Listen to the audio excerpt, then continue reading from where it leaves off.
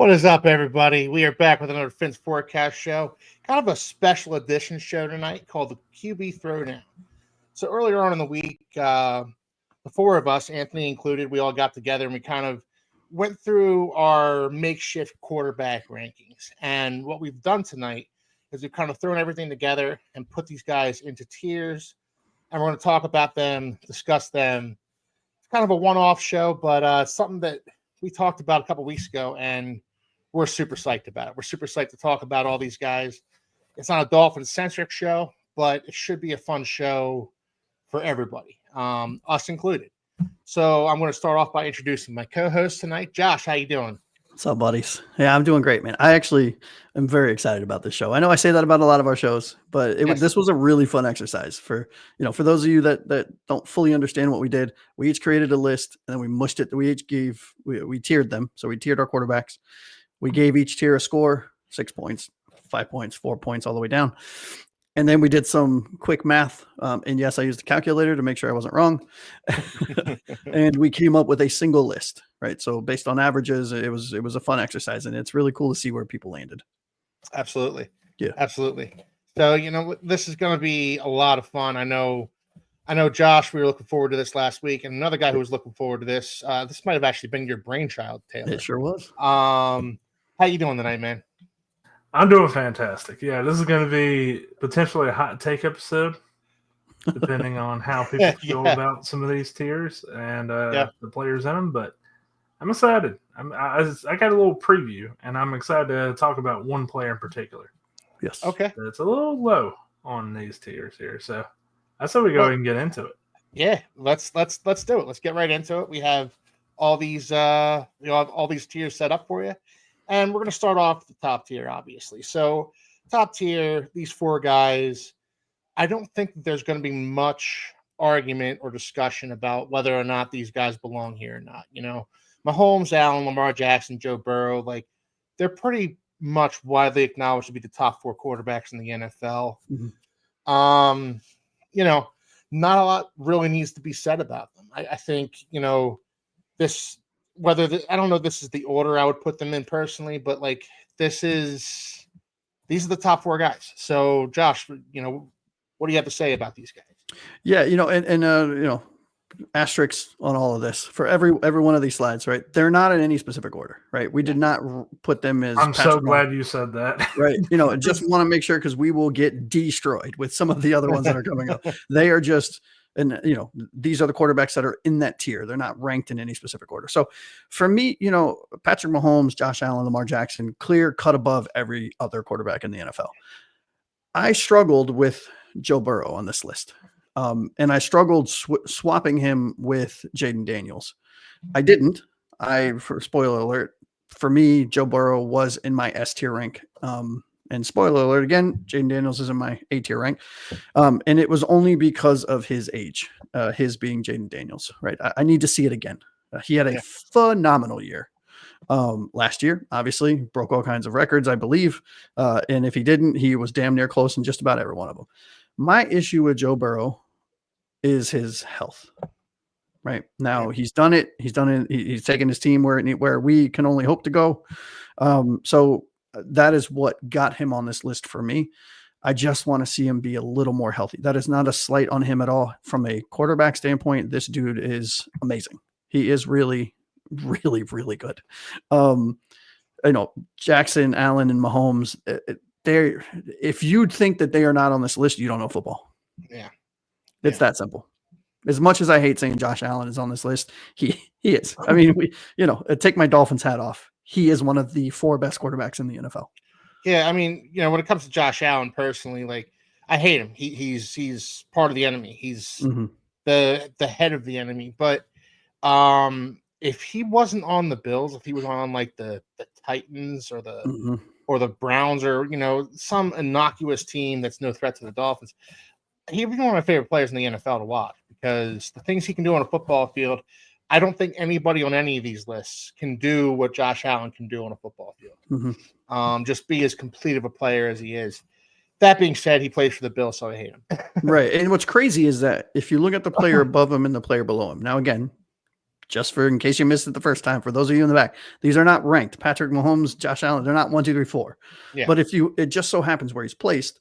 If you look at he's got the body and the arm talent of Patrick Mahomes and the scramble ability to an extent. I mean, not 100% of Lamar Jackson, but pretty damn close. He led his team in rushing last year. Yeah. It's just he's got everything, and I hate gushing over him. As an NFL fan, I like him. As a Dolphins fan, I hate him. I despise him. Well, yeah, we face him 2 times a year. Yeah. It's just, and as far as Joe Burrow goes, Joe Burrow absolutely deserves to be up here. Mm-hmm. The Bengals were not a very good team last year, not because of what Joe Burrow was doing on the football field. It was mostly because of what their defense was not doing, which was stopping teams. So, Taylor, tell us, what do you think about this top list here? Well, ironically, I think this is my exact top 4 list on my own personal rankings. So I agree with this completely. It is for me too. Yeah, Mahomes is Mahomes. Everybody knows the deal. Josh Allen, Lamar Jackson fought for the MVP last season, absolutely crushed it. You guys gush about Josh Allen. Lamar Jackson is this generation's Michael Vick, and it's insane that we've gotten to see Michael Vick twice, basically, in our lifetimes. Because, man, what an electrifying player Lamar Jackson is. Joe Burrow led the league in passing.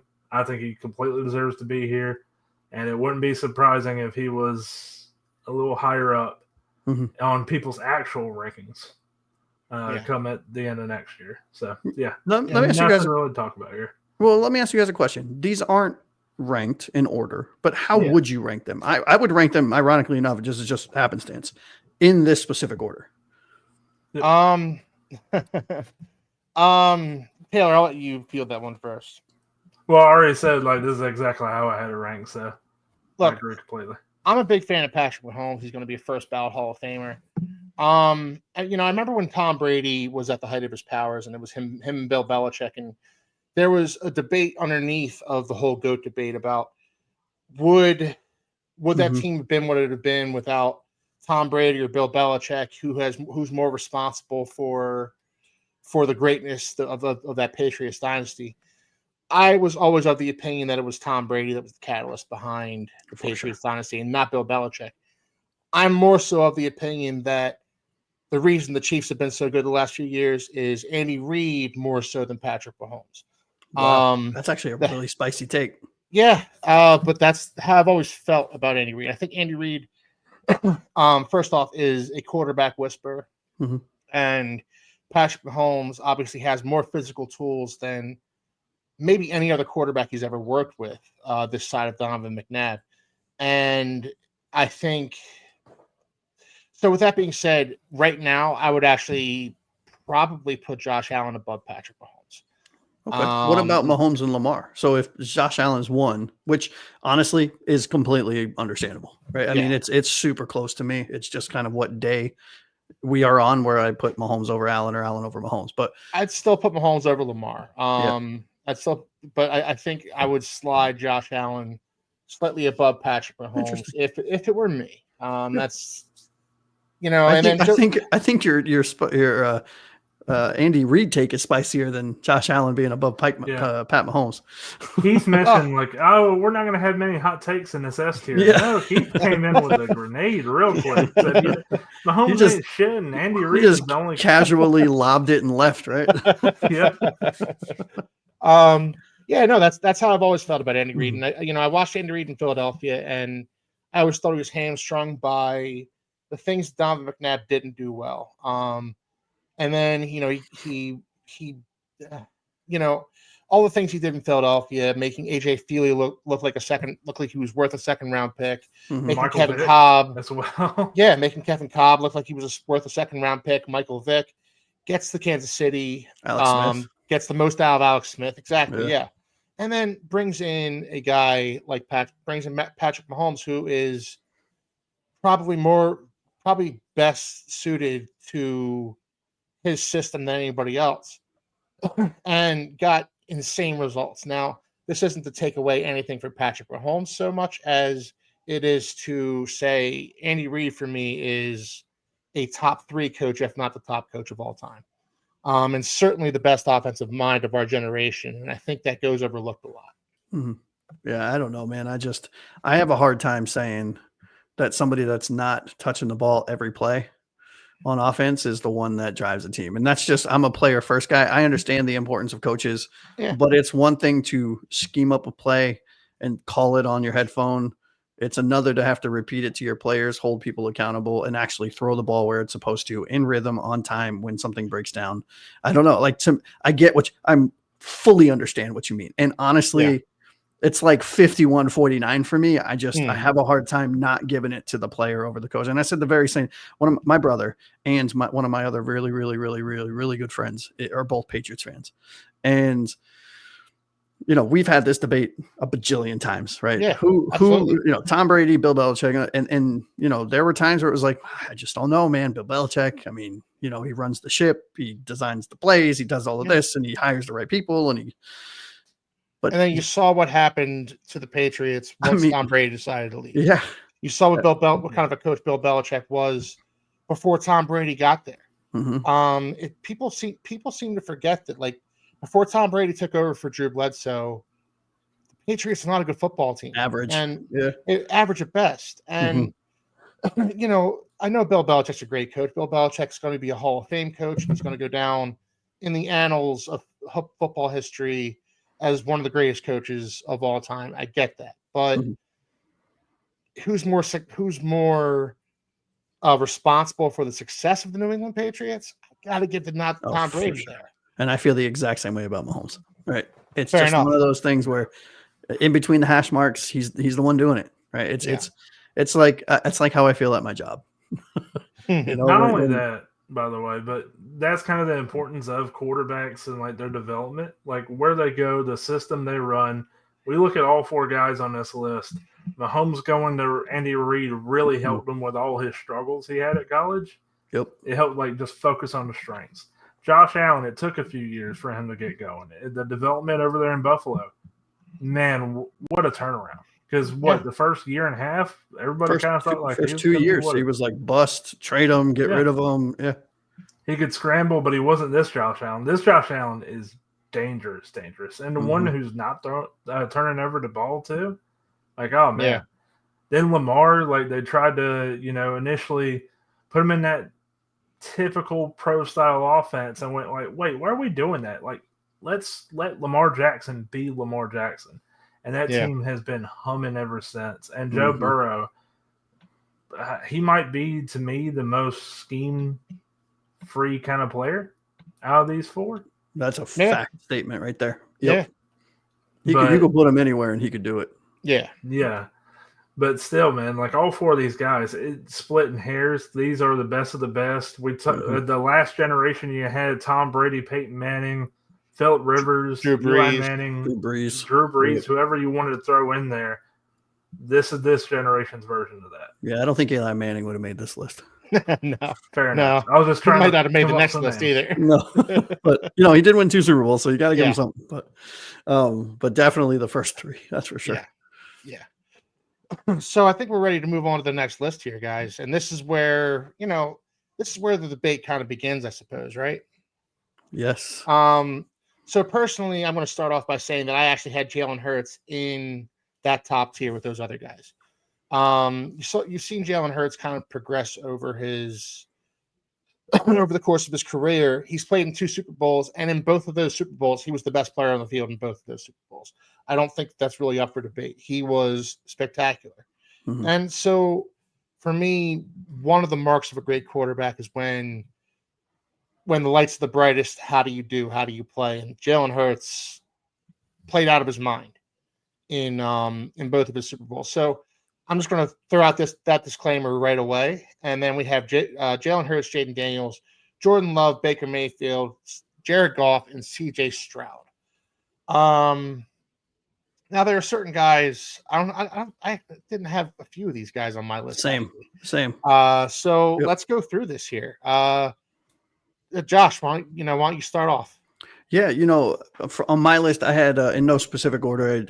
On my personal list, I actually have them in order. I have Jaden Daniels, Brock Purdy, Jordan Love, C.J. Stroud, Jalen Hurts, and Jared Goff.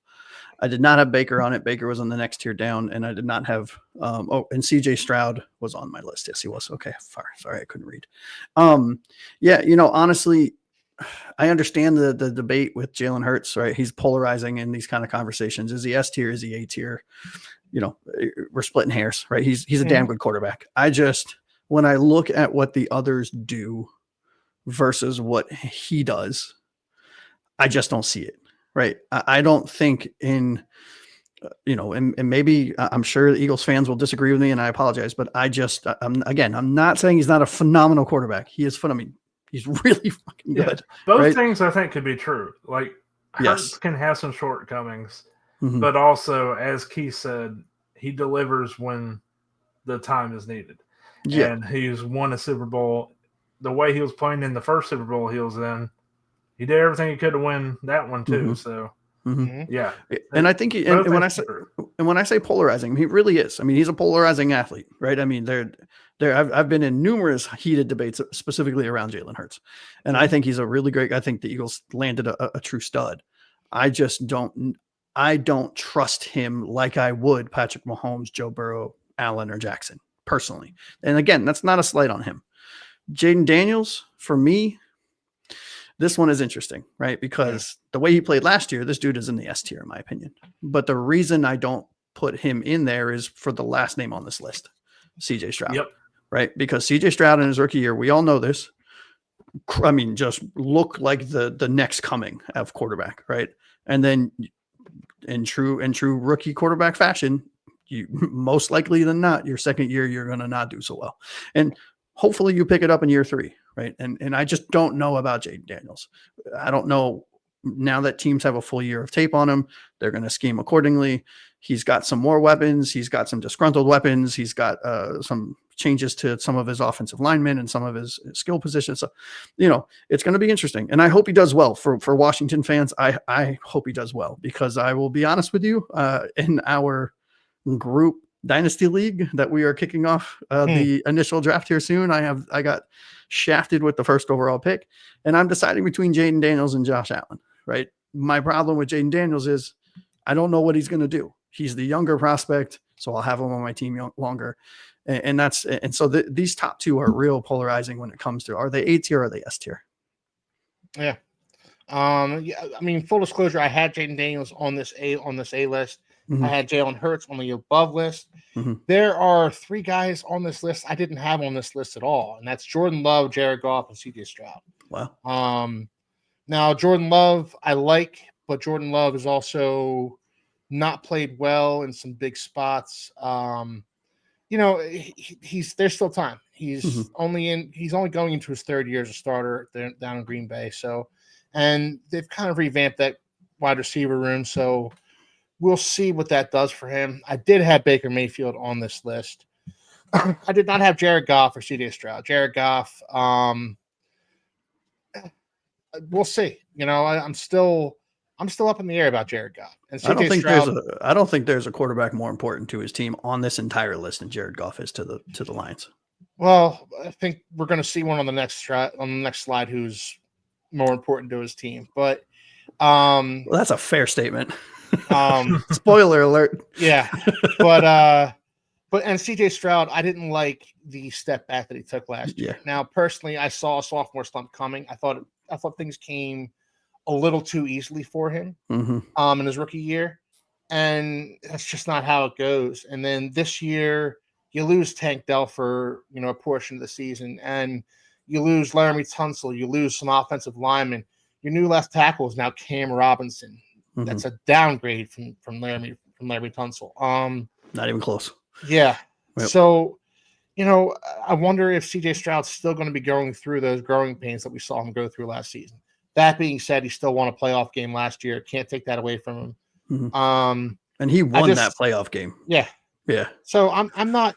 So again, he's certainly a good quarterback, but I don't know that I'd put him in the A tier just yet. But that's just me. I can understand why Baker's on this list, and I'll be curious to hear what you have to say, Taylor, because I didn't have Baker on the A. I had him in B, but it was he just missed it on my list. Taylor, tell us what your thoughts. I had Baker at the top of A tier for me. I think he is I did too. Yeah. Stellar quarterback. He just had the best year of his career, in my opinion. He had 4,500 yards, 40-something touchdowns. I'm trying to remember this off the top of my head here while I pull it up. Yeah, 41 touchdowns, 16 picks, 4,500 yards. That's not even including the rushing totals he had. Yeah. Like, this guy has turned his career around, and I think we're seeing right now a top 10 quarterback. And keep in mind also, Taylor, like he lost Mike Evans for a large portion of that season with a hamstring injury. Chris Godwin went down. Chris Godwin went down with an ankle injury pretty early on in that season, and Baker Mayfield kept that ship going forward. It's actually really impressive by him. I've been increasingly. I've always liked Baker Mayfield even back to his Cleveland Browns days. But seeing him kind of grow in Tampa Bay the way he has, he's impressed me more and more every year. So I think he belongs in the A tier. I really do. I agree. Yeah, I had Stafford, Mayfield, Hurts, Jaden Daniels, Jared Goff, Justin Herbert, and Jordan Love all in A tier. I am surprised that Justin Herbert and Matthew Stafford haven't made this list at this point. We'll get to it. Yeah, hey, we'll get to that conversation, I guess, here in a second. But yeah, in terms of the players that are here, what you guys said about Jared Goff, he is. Think about where he was in LA for real. Like that kind of player he was. He kind of got kicked to the curb, and for him to become this like tough, hard-nosed quarterback for Dan Campbell, like what a turnaround. Yeah, one of my favorite quarterbacks in the league. And when he was coming out of college, he was somebody I was like, he gives you that feeling like he's not gonna cut it, you know, that kind of player. And for that, just the turnaround he's had with Dan Campbell is extraordinary. It's one of my favorite stories in the NFL, Taylor. It really is. It's so cool. Like you couldn't have articulated it better. This is filled with good stories, man. Yeah, this entire tier right here is fantastic stories. As you were saying, no, just watching him just in the body language, and we say this, and you know, I know this. We're talking about all your quarterbacks, but we're a Dolphin show, right? We said this about Tua before Mike McDaniel. The body language, the mental part of the game, the eyes, you could just see he was deflated and he was getting run down and just. I don't want to say depressed, right? Because I'm not him. I'm not even close to him. I've never talked to him, so I would never say that. But he just looked like he was close to just tapping out, right? And then he goes to Man Campbell, or he goes to Lions, and Man Campbell's there, and it just revitalizes him, just like Mike McDaniel did with Tua. And it's such a great story, and the success that they've had, and the sustained success over the last couple of years that they've had for a quarterback going into his 30s, being in the league for 10 years with a lot of wear and tear. You don't know how much longer he's going to play, and it's just really cool to see that he's been able to get this kind of sustained success, if you know, I guess is the best way to say it. It's just such a cool story. And the same with Baker, honestly. Yeah. And a lot of people thought Detroit was going to go draft a quarterback. Jared Goff was a bridge. Now you look at it, and Baker, like you said, similar story. Jordan Love here, like everybody thought after that first year he started, oh, they got Aaron Rodgers again. And then the second year he started, it's like, oh, no, there's a little bit of Brett Favre in there. You should probably want to limit those interceptions. But he still had a pretty good year. CJ Stroud, you guys nailed it. He was in the B tier for me. And the only reason why is because you do look at his stats compared to last year, his total level of play compared to last year is just it's a little bit of a sophomore slump. Not all his fault. Offensive line, of course, all that stuff. But I imagine he'll be a lot better this upcoming season. And probably way back on either A tier or maybe even squeaks into S. I think he is that talented. Well, we're going to find out. And the reason, you know, I had him on my A tier is because I think he's got the mental part of this. He'll be able to come back from a rough season, and a rough season for his standards, right? For the standards that he set as a rookie. He'll be, I think personally, he'll be able to come back in what will be year 3 for him. And just, I think he's going to bounce back. Like you said, Taylor, I don't know if he'll have rookie year numbers. I don't think they need him to have rookie year numbers, right? Especially that offensive line. Keith, I think you said it, like it doesn't look all that great. Mm-hmm. So hopefully they have a game plan for him. Yeah. I can't imagine he'll have another bad year. And If he he didn't even does. have a bad year, to be honest with you. It's still a good year. It's just that rookie year was so good. It Mm-hmm. feels like it pales in comparison. Yeah, but that rookie year always felt like an aberration to me. You know, again, you know, there would be a lot of times he would throw lame ducks up there and receivers would just magically run under them.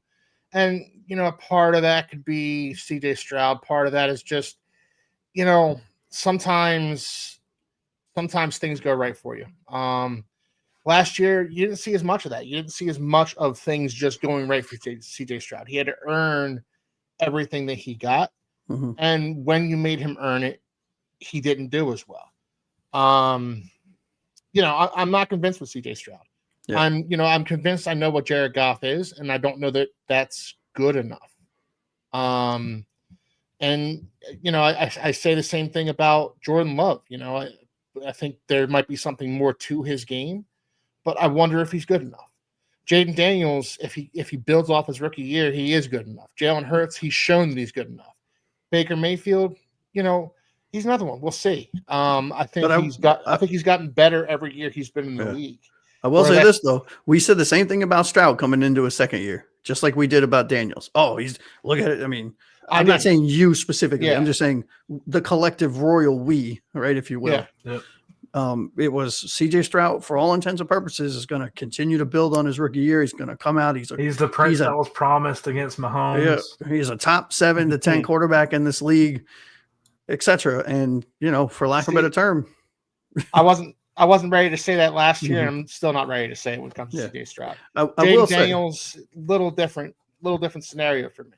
Yeah. Do you think it's recency bias, as in like you've seen Jalen Daniels crush it last season, so it's like, oh, okay, he's going to do well. I think I saw Jaden Daniels do more with less than CJ Stroud did. Jaden Daniels didn't have a great offensive line last year. He didn't have a great running game. I mean, he had Terry McLaurin to throw the ball to and not much else. Yeah. He did a lot more with his legs than CJ Stroud did. I think what I saw with Jaden Daniels is a guy who has more command over his offense and more command over the outside things that could go wrong or right than CJ Stroud did. That's where I see the difference between Jaden Daniels going into a second season and CJ Stroud. Yeah, no, and I'm with you. I think, like I said, I was a half a point away from Jaden Daniels being in the S tier. So I'm fully on board with that. I just, you know, you're curious because, and I think, and this is really shitty to say, CJ Stroud set the standard, right? That's why Jaden Daniels is in the A tier and not in the S tier because of what happened to CJ Stroud. I'm not saying it'll happen to Daniels, but you just don't know because we just saw it happen, right? Mm-hmm. Yeah. And again, what's so funny is Stroud didn't have like the worst year ever. Like the way we're talking about it is like, oh, he had more picks than touchdowns. The Houston didn't win many games, didn't go to the playoffs, all that stuff. It's like, well, no. It's just that the offense really didn't click. And Nico Collins was also injured as well. Tank Dell dealt with multiple injuries and still might not play this year. Yeah, that really sucks for Tank Dell.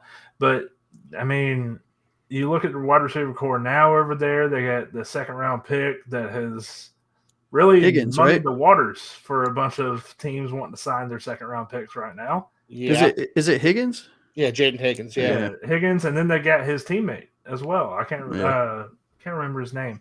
So both Iowa State wide receivers. Thanks a lot. Yeah. You know, honestly, but again, right, and for those of you that are watching, understand when we're talking about these players, we are holding them to the tier that they are in. I mean, A tier is no joke. These are like legitimate franchise type quarterbacks. And so when we're talking about CJ Stroud as if he had a down year, it's, at least from my perspective, I guess, gentlemen, I shouldn't talk on your behalf and I apologize. But from my perspective, when I'm talking about CJ Stroud having a down year, for example, it's not because his stats were bad. It's because I held him to such a high standard. Mm-hmm. You know? Yeah. Yeah. I mean, these guys are certainly franchise guys. And when I say that I'm not convinced about CJ Stroud, I'm convinced that he's going to be the quarterback of the Texans for a long time. Yeah. Jared Goff, same thing with the Lions. You know, I don't know that he's ever going to be good enough to get the Lions a Super Bowl. We will see about that. The Lions went through a lot of injuries last year that contributed to the Lions being bounced in the divisional round by the Commanders. Mm-hmm. But, you know, all these guys are going to be their respective teams' quarterbacks for a long time. So we'll be able to – we're going to have the same debate next year. We're going to do the same thing next year. And it's going to be interesting to see which of these guys remain in the A tier, which of these guys maybe ascend to the S tier, and which of these guys get demoted to the B tier. Yeah, right. And I should point out that CJ Stroud's year in the NFL should be 3, not 2. Yeah. I don't know. I fat fingered that. Sorry, guys. Yeah, no big deal. So are we ready to move on to the B tier here, guys? You tell us, Captain. You're driving this ship, buddy. Let's move on to the B tier. Oops. All right. So this B tier, you've got a bunch of other guys that are franchise guys that, you know, again, probably more questions than answers surround these guys and the guys on the previous list.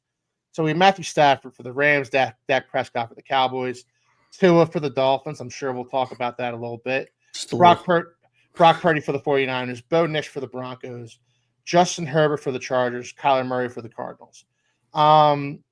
This is kind of the cutoff for me. This list is kind of the cutoff for guys that, like, I'm ready to, you know, I'm not looking elsewhere other than maybe Matthew Stafford, who's 37 years old. I'm not looking elsewhere as far as my quarterback goes. This is my guy, you know, come hell or high water. I had Dak Prescott on the list, on the A list. Oh, you did? I did. I had Dak Prescott and Matthew Stafford on the A list. Sure, Cowboys fans would disagree with you on that one, but and I had Tua Tagovailoa on the A list as well, and we'll get into why. So a little bit. What were your B tier lists? What was your actual list? So my A list was Prescott, Stafford, Mayfield, Jaden Daniels, and Tua. My B list was long and extensive. My B list was probably the longest one out of all of them. Was C.J. Stroud, Justin Herbert, Bo Nix, Jordan Love, Jared Goff, Brock Purdy, Kyler Murray, Trevor Lawrence. Okay. Those were my B list guys. I like Dak Prescott a lot. I think Dak Prescott is a really good quarterback who has been hamstrung by things outside of his control. A meddlesome owner, a bad rushing attack. I think Dak Prescott is a lot better than people give him credit for. It's the Cowboys bias thing. I think people like to see the Cowboys fail. They're a very polarizing team. That's a true statement. And Matthew Stafford, you know, what he's doing at 37 years old still is people forget the Rams pushed the Eagles to the brink last year. Like, the Eagles almost didn't win that snowy football game in Philadelphia last year because Matthew Stafford and the Rams from Southern California almost came in and won against the Philadelphia Eagles, the eventual Super Bowl champions, in a snowstorm. Matthew Stafford, I don't think, gets enough credit for the things that he does for that team, you know, kind of steadying that team. Their defense is ascending, you know, but, you know, you have Cooper Kupp who definitely is showing more age, showed more age last year, and now he's not even on the Rams. Matthew Stafford kind of kept that ship afloat for large portions of the season last year. I don't think he gets enough credit for that. And Tua, I'm sure we'll get into it, but I think we're going to see a renaissance in Tua this year. I really do. I think this is so I kind of cheated a little bit putting him in the A tier because I think by the end of the season he will be in the A tier. I just do. Yeah.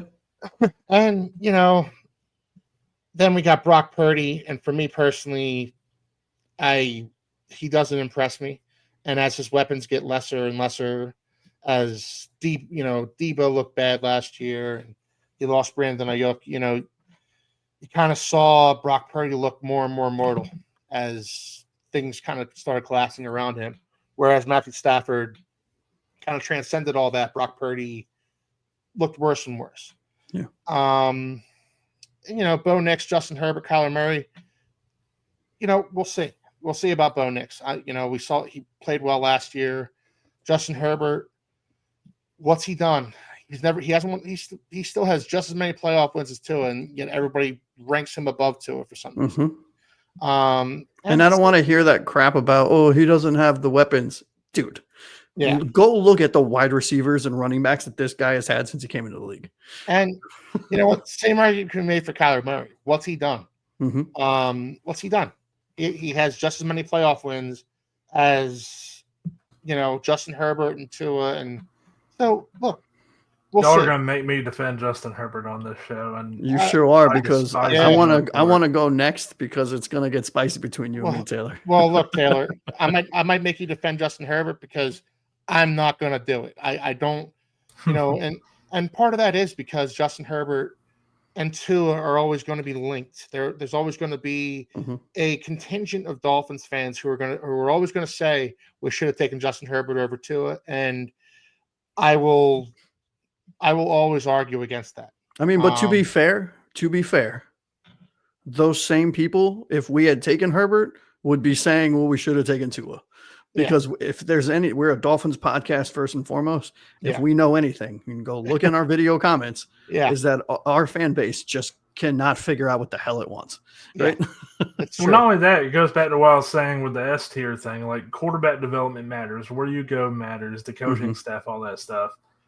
Justin Herbert coming out of college, I thought he was a far more flawed player, and then when he arrived with the Chargers, he lit the world up, and it's like, well, a lot of his flaws are gone, so that coaching staff did a fantastic job. And going back to that draft real quick, the only guy I think I would have been like, oh, you couldn't have screwed that up was Burrow. Unless he did do what Cincinnati's been doing with the offensive line. But in the interest of playing devil's advocate here, Taylor, like Justin Herbert, all of his flaws are gone. Justin Herbert was bad with a capital BAD in that playoff game last year against the Texans. He was really he was really bad.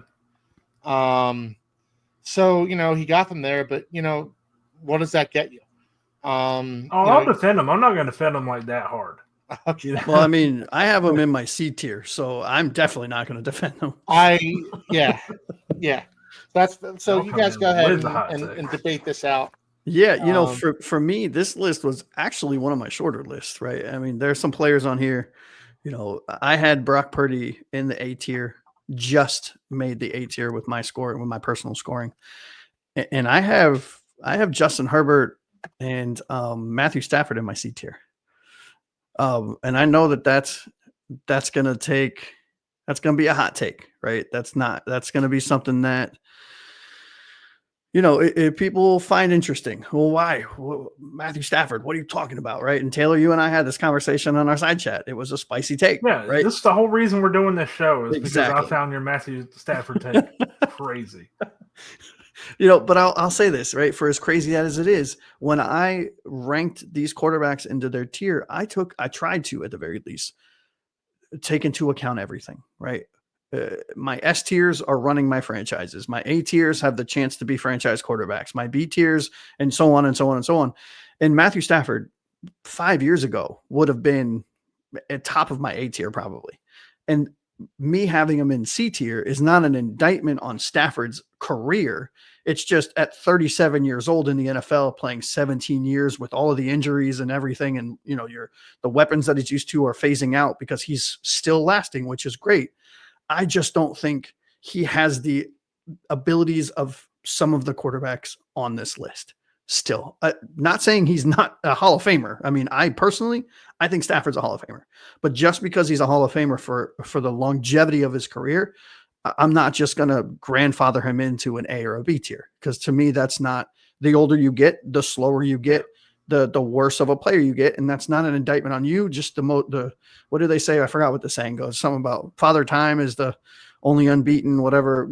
You guys get it. Yeah. And I think at some point Stafford's going to be a C tier. For me, he is. And then he's going to be. If you were going to do that, you should have done it with Rodgers too. Rodgers being an S tier because, you know what I mean? Best quarterbacks of the past. And right. Years, so. But I have Rodgers, I think, on E. You know what I mean? So that's why Stafford for me is in the C tier, just because of his age and the wear and tear on his body. If I had to choose between Stafford or one of these other quarterbacks, there's a few quarterbacks in the C tier that I would choose over him just because of the age and the longevity of his career. Again, I think he's a Hall of Fame quarterback. So me having him in the C tier is not an indictment on him. Justin Herbert, I am glad we didn't get him. Right. I thought coming out of college, it was real close between Tua and Herbert. I liked Herbert a little better because I thought he had the body to sustain longevity in the NFL, but I thought Tua was a more talented quarterback upstairs, right? I thought Justin Herbert was more physically talented, and I thought Tua was more mentally talented. And I was excited that we drafted Tua because I thought that lasts longer than this, right? And if you play smart and you're in the right system and you have the right things around you, you can sustain for longer. Just my opinion. I'm not sure. I know plenty of people disagree with me. But Justin Herbert, I have him in my C tier, right along there with Stafford. And just because, to your point, Keith, he hasn't done anything. Like he had a crazy good rookie year, and that's it. Yeah. That's it. And he stayed healthy for the most part. Now, in the interest of playing devil's advocate, though, here too, Josh, like the same argument can be made for Tua. He hasn't done anything. True. I don't particularly. I when I say in the interest of playing devil's advocate, that's not a belief that I subscribe to. Mm-hmm. I had Tua in the A tier. I had Tua right on the edge of my A and B tier, but I had him in the A tier because I think there's more to Tua's game that we haven't seen. And I think we're going to see that this year. I happen to believe, and call me, this is a Dolphins show. I understand that. So maybe I'm wearing my Dolphins colored glasses right now. But I think that when it comes to Tua, there's more to his game that we haven't seen. And when I look at Justin Herbert, is there more to his game that we haven't seen? I don't think so. I think we've seen the best of Justin Herbert. Although I will say this, Ladd McConkey looks like a baller. Yeah, he does. Anyways, he does. He Taylor, does. You're up.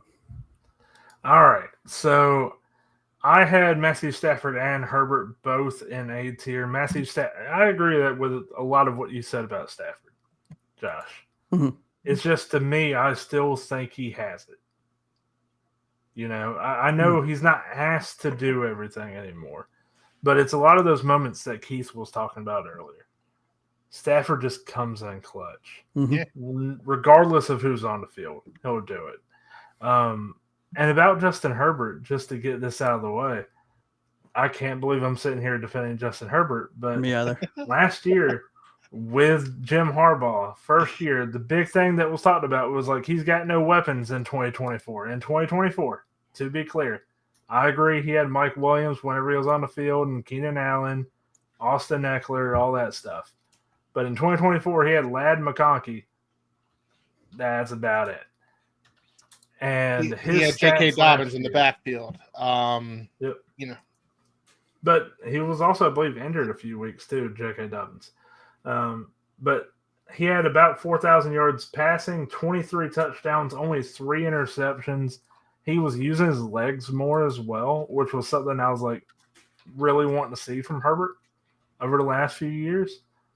And I think he got a little bit of, he's always been a tough player. But I think one thing Jim Harbaugh does is he infuses that toughness into the team. And I think Justin Herbert has embraced that as a player. Now, that still has to translate to playoff wins. He has looked bad in 2 playoff games, in my opinion. And that is just, you can't really defend it. But I'm just saying, in terms of who he is as a player going into 2025, I thought he had an exceptional 2024. Okay. So I was willing I can see that, but look at his 2023 offensive weapons. You want me to call them out for you? It's Keenan Allen, Mike Williams, Josh Palmer, Quentin Johnson at wide receivers, Gerald Everett, Donald Parham Jr. We know that guy. Austin Eckler and Josh Kelly. That is that's not a crew to laugh at or to sneeze at. Yeah, but Quentin Johnston in his rookie year, that was. Yeah, that's he's fair. Better than what he was. Fine. So you're criticizing wide receiver 4. Okay. What about wide receiver 1 through 3 and their top 2 running backs and their top tight end? Yeah. You know what I mean? I've gotten into so many debates about, well, Justin Herbert hasn't had any weapons. Yes, you have. He certainly has. And he's had since his rookie year. Last year being an anomaly because outside to your point, Taylor, outside of Ladd McConkey, I don't know what he had. Mm-hmm. Right. I can't, nothing. Quentin Johnston, who played better, and he also had Josh Palmer as well. Right. Possession receiver. I think he's, wide receiver 2 on Buffalo or something like that. Yeah. So, Okay, no tight ends. I mean, Hayden Hurst, I'm not a fan of. Disley, I'm not a fan of. Gus Edwards, J.K. Dobbins, and Spiller. I was a fan of Spiller coming out of A&M, but so I get the argument for 2024. But what did he do in 2024? In 2023. Huh? No, well, in 2024, he cut down on his interceptions. He had 23 touchdowns. He kind of played within the system. Mm-hmm. I see where you're coming from here, Taylor. I really do. I think maybe I'm not giving Justin Herbert enough credit for progressing as much as he did last year. But maybe part of the problem is for Justin Herbert, the last thing I saw him do was choke away a very winnable game down in Houston. And I remember exactly where I was at when I watched that game, and I just watched Justin Herbert throw interception after interception in that game. How many did he have? Was it like 4? He had 4. Yeah. The issue I really have with Herbert, you'll see, I think, eventually playoff success. If you build a team around him, the kind of player Herbert is skills-wise. But injuries, not exactly like Tua, but that is kind of my complaint, I guess, with Herbert. Mm-hmm. Yeah, he'll play through a lot of injuries, but he's still getting hurt a lot. And that's concerning to me. Well, and being a larger player, too, you know how it is when these larger players continue to get hurt, their body starts to break down. So you want to keep them protected, which is one thing Jim Harbaugh seems to really want to do. So hopefully the Chargers can do that for him. Yeah, I say if anything's going to get Herbert out, sorry, Keith, I didn't mean to interrupt you. If anything's going to get Herbert to take that next step that I think Chargers fans want out of him, it's going to be that coach. I think they got a good coach and a good coaching staff. Absolutely.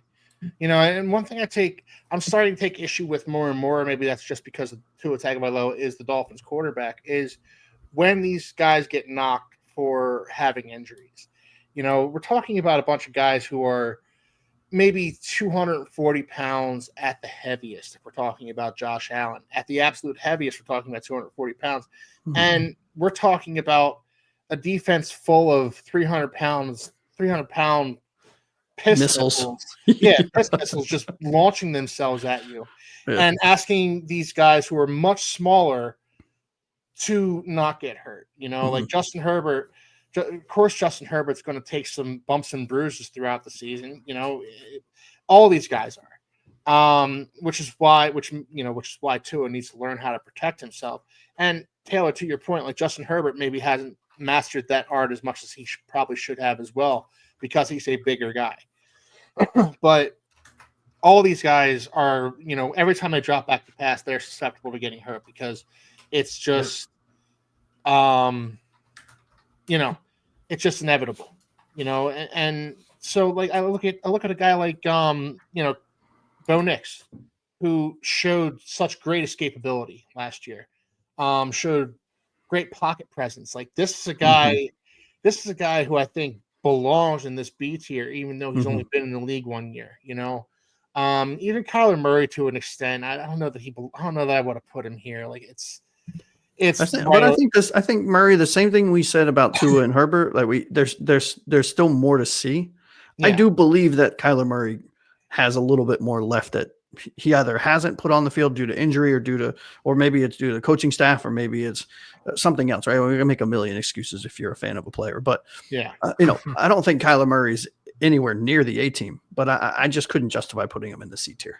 Yeah, I can certainly understand that. And the more I watched Bo Nix last year, the more I was impressed by him. Yeah, the more I watched, and I watched Kyler Murray, and again, he's another guy that like you look at him and he does things on the football field that few people in the NFL can. His speed, his escapability, like it's not something that's common. He also has great arm strength, and he's probably going to grow with this new wide receiver core that he has in Arizona. So, we'll see what he can do. Bo Nix, I love what I saw out of him last year. Yeah. If he continues on the same trajectory that he was on last year, he's going to be a bad man in the NFL for a long time. He'll be in the A tier real quick for sure. Yeah. And Kyler Murray, you look at him. I mean, last year he had 3,800 yards ish, give or take. It was something like 21 touchdowns and 10 or 11 INTs. I can't remember. But he also had I think he almost had, don't quote me on this. Somebody fact check me online and comment on the video. Pretty sure he had almost 600 yards rushing too.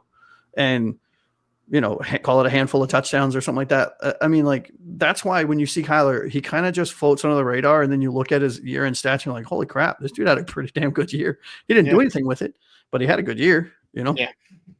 And I think that is, and hey, there's a good little segue.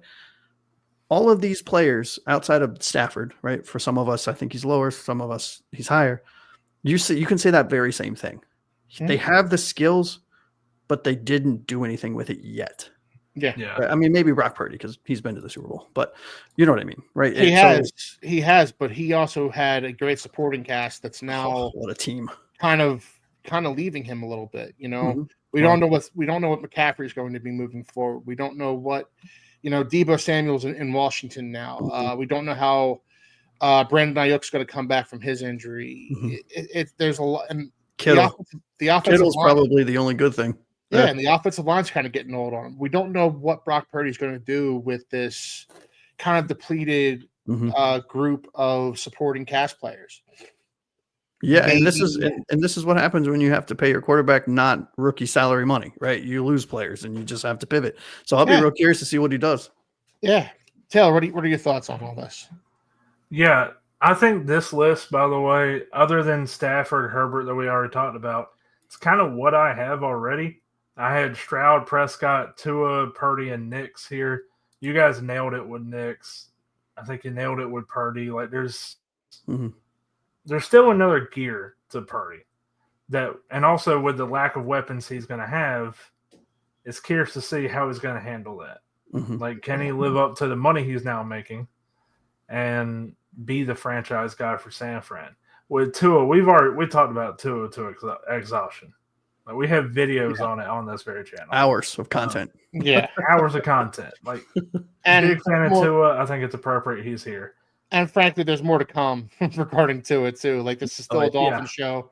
We're moving back to the Dolphins again next week. Like this, we're not done talking about Tua by darn sight. And the last guy I just want to mention, so we don't have to mention in the next tier, I had Kyler Murray in the C tier. I did. But I think what you're talking about, Josh, he's kind of a bit like Herbert and Tua to where he puts up stats, but it kind of floats under the radar because he just hasn't had that playoff success. Yeah. I think he's kind of like a look at the future for those two guys. Like, you guys need to go and win a few playoff games or you're going to end up like Kyler Murray, to where people just go, yeah, he's Kyler Murray. He's good. How good? Who knows, man? Like, he could be 12th best quarterback, the 18th best quarterback, depends on who you're talking to. Yep. Yeah. So I think we're going to move on to the C tier here, guys. And this is a tier that's a bunch of interesting players, I think. I think there are guys that some are on the cusp of retirement, some are on the cusp of maybe moving up to that B tier, and some are on the cusp of being busts and being out of the NFL altogether, in my opinion. So we start off with Trevor Lawrence in the C tier. I personally had him in the B tier, but I can certainly understand him being here, especially based on last year. Geno Smith kind of resurrected his career with the Seahawks. Now he's reunited with Pete Carroll in Las Vegas. That's an interesting one. Aaron Rodgers, everybody's favorite guy to talk about, and Aaron Rodgers is probably going to love that we're going to talk about him in a little bit. Just threw up in my mouth. The 41-year-old ageless wonder went to the Steelers. We'll see how that goes. Sam Darnold, now the new Seahawks quarterback, kind of resurrected his career a little bit with the Minnesota Vikings last year, and then we have two second-year players in Drake May and Caleb Williams. This is a very eclectic group of NFL quarterbacks. You can't really, whereas with the last tier, you can kind of put all those guys into a box and say, okay, this is what they are, this is what they can be. We don't really know that with a lot of these guys, even somebody like Aaron Rodgers, who's been in the league 21 years, we don't know what version of Aaron Rodgers we're going to get with the Steelers next year. Well, there's 21 different versions, so you're right. Yeah, yeah. It's true. Also, Father Time, right? Yeah. What you were saying earlier, Josh. Like, yeah. Eventually, it's going to catch up to him. He didn't have the best year last year with the Jets. But again, like, he didn't have the best year last year with the Jets, Taylor, but he looked a lot better in the second half of the season than he did in the first half of the season. When he was still coming back from his Achilles tear. Towards the end of the season, he was starting to look like the player that he used to be. That being said, they were having fun. Like, you could see that with the Jets. Like, that game that is something for us to see as Dolphin fans. Mm-hmm. Aaron Rodgers, Devontae Adams, Garrett Wilson, they're all having fun out there playing football. And that's kind of like Josh and I think we said this a few weeks ago on a show, that like Aaron Rodgers doesn't have to be the old Aaron Rodgers. No. Just be a game manager who comes in clutch like you usually do and do what you did at the end of the Jets season. And the Steelers should be very successful. So I understand why he's in C tier. I really do. Well, and this Steelers team, like, you know, the Steelers team as a whole, after the trade for Jonnu Smith and Jalen Ramsey with the Miami Dolphins, this is a Steelers team that is built to win right now. This season. That's it. This season. Yeah. That's right now. You get one shot. Yeah. Right. And, you know, I think that's kind of what the Steelers are looking at here. I think that's what Mike Tomlin's looking at. I think that this whole organization is basically saying, this is it. You know, we are pushing all of our chips in the middle of the table.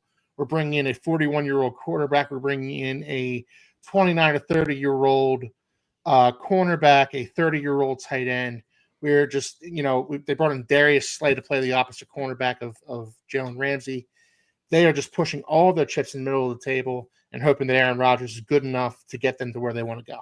Yeah, and Taylor and I talked about this on the trade show that we did, right? The reaction show.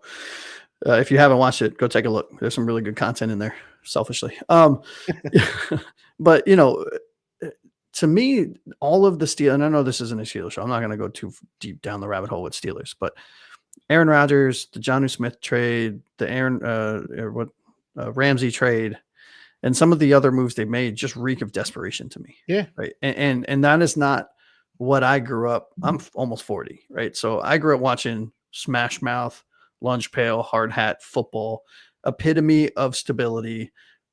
Everyone wanted to be the Steelers from, you know, everyone wanted Mike Tomlin. Mike Tomlin, I think, still doesn't, or maybe he only has one losing season in its entire still doesn't have any. Like was a 14-year career or whatever it is. I mean, and it was because they did things the right way. They were, in my opinion, and this is just my opinion, they were one of the few franchises that set the standard on how to build a team and how to run a team, how to coach a team, what the players were going to do, how they held there was accountability.